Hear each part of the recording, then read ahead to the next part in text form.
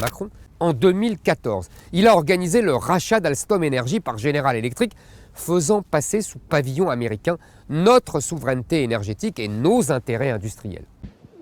Je l'ai vécu à l'époque, j'étais collaborateur quand ça s'est fait. Emmanuel Macron n'en démord pas, il reste favorable à une vente aux Américains. Pour Arnaud Montebourg, à ce moment-là, il s'est plus comporté en banquier d'affaires qu'en représentant de l'intérêt général. Emmanuel Macron commande une étude dans le dos du ministre de l'économie. Quant à General Electric Alstom, M. Montebourg s'est battu. Je me suis battu à ses côtés pour que ça ne soit pas vendu. Vous nous dites aujourd'hui très clairement sur RTL que vous pensez que c'est faux, qu'il ment. Moi, je pense que Emmanuel Macron n'a pas dit la vérité à l'Assemblée nationale. Quand on l'a interrogé dans le cadre des auditions à l'Assemblée nationale, à aucun moment il a marqué le moindre remords quant à la solution de fond qui était choisie. Et donc oui, c'est sans état d'âme qu'il a signé l'arrêt de mort d'Alstom. Monsieur le Président de la République, vous avez bradé notre industrie et méprisé nos travailleurs.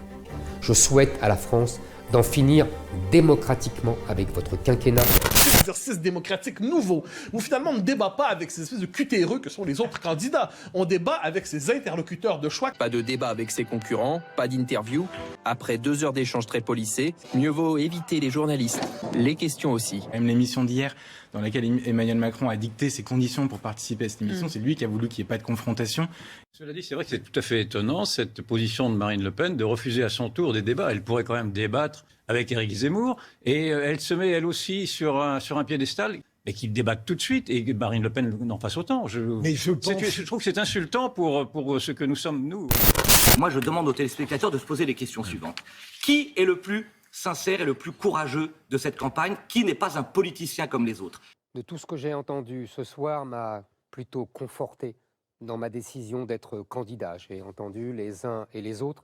Ce sont tous des politiciens professionnels.